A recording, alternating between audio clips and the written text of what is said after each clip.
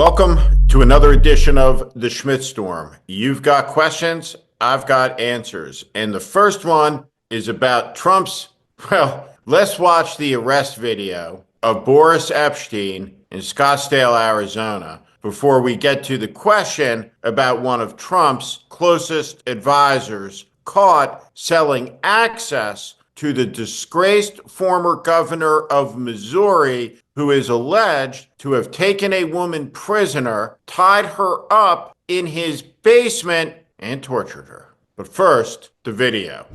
A female is alleging that you touched her inappropriately, okay? Okay, so just let us work through it and we'll get through it, okay?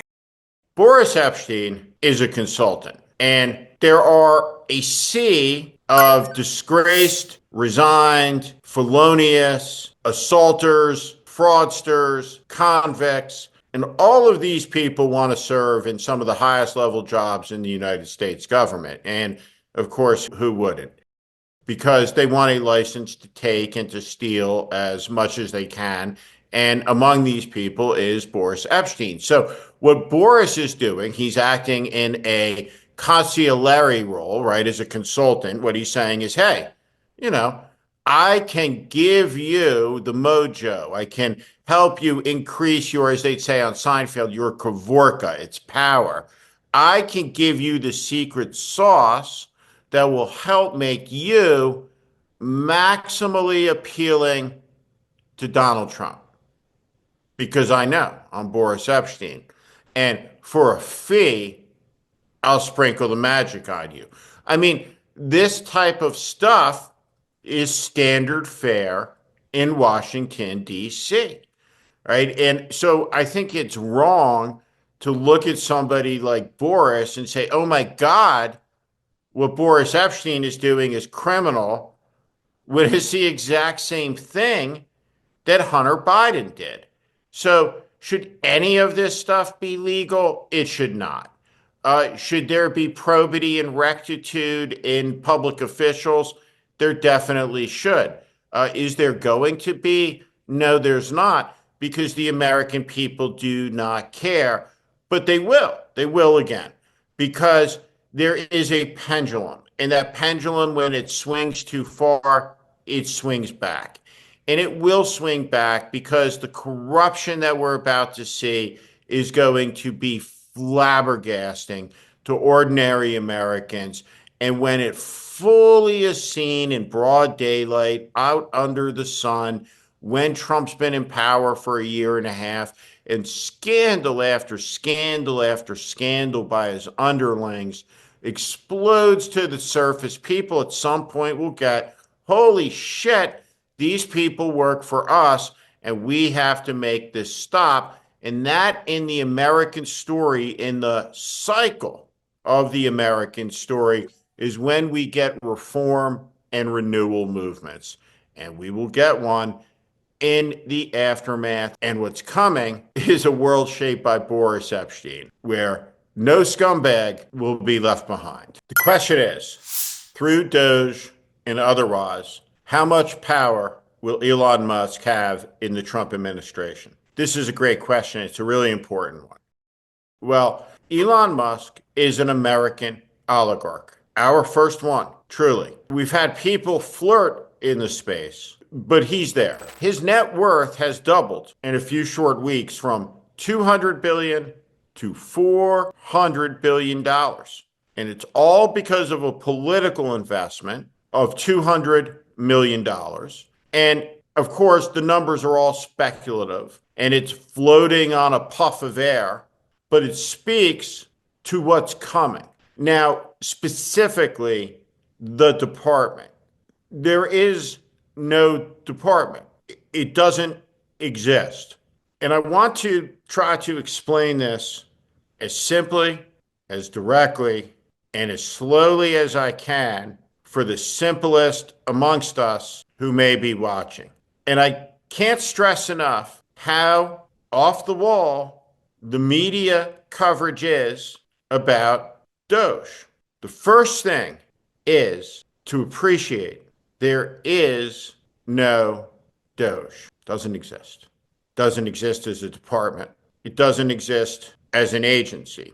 It's not part of the government.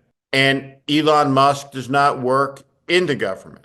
He has not been appointed. He has not been nominated.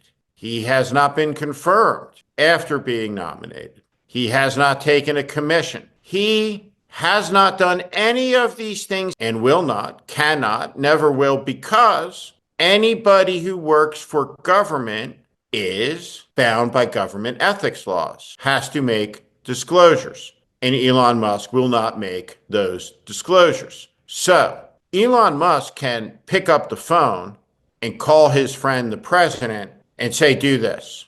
And many times Donald Trump will do it. That's totally fine. And there's a lot of power in that.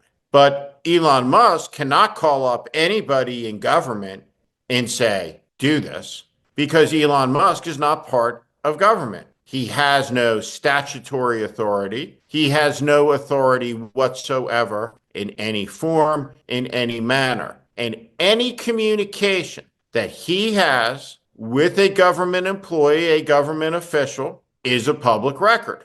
And that's important to understand. So, will Elon Musk be powerful? Yes. Will he be influential? Yes.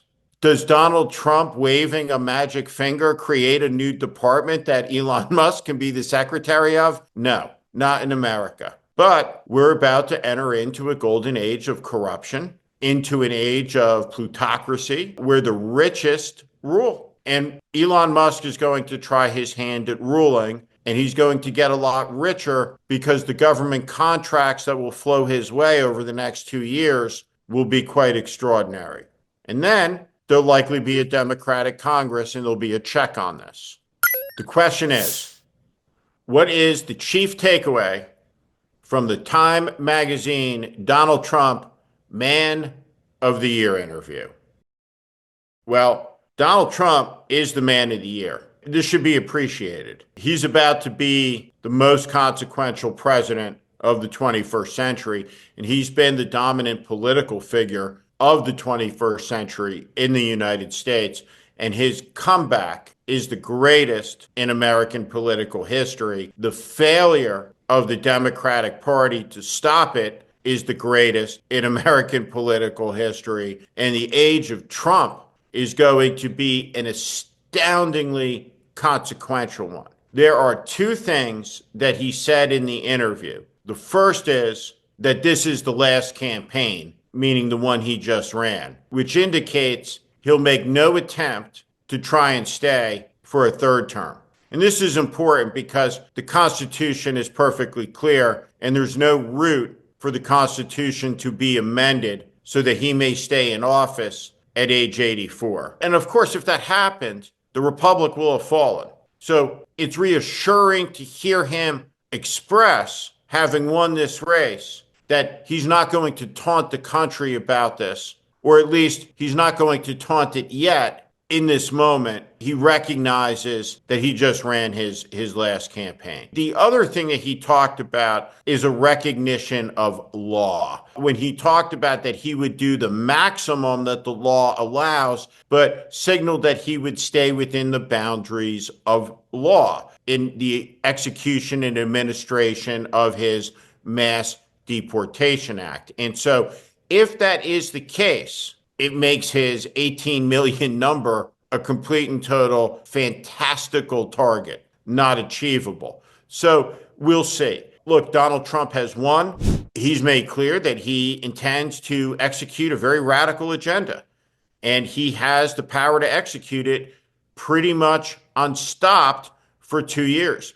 And we'll have a really strong indication about how much stick he's going to have for the next 2 years if his craziest nominees, which are Gabbard, Patel, and Hegseth, make it through. The question is, of all of the things that Donald Trump has said he is going to do the moment he takes office, what is it that should scare Americans the most?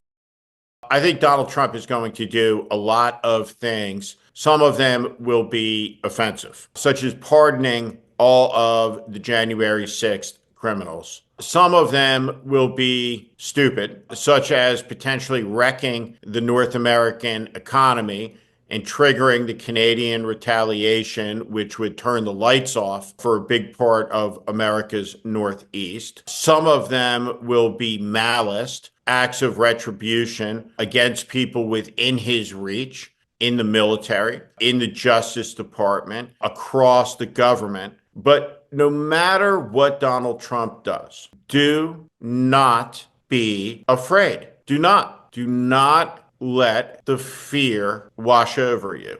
Channel anxiety into something productive. What you saw on Morning Joe is fear. It's unseemly. Don't let fear get you. The greatest Democrat to ever hold an elected office was Franklin Roosevelt in this country. The only thing we have to fear is fear itself. Fear is a tool that Donald Trump uses to control. Don't be afraid. Instead, get involved in opposing the things that must be opposed. I'm Steve Schmidt. This is The Warning, and I invite you to subscribe on our Substack, on our YouTube channel. Follow us. Welcome to the community.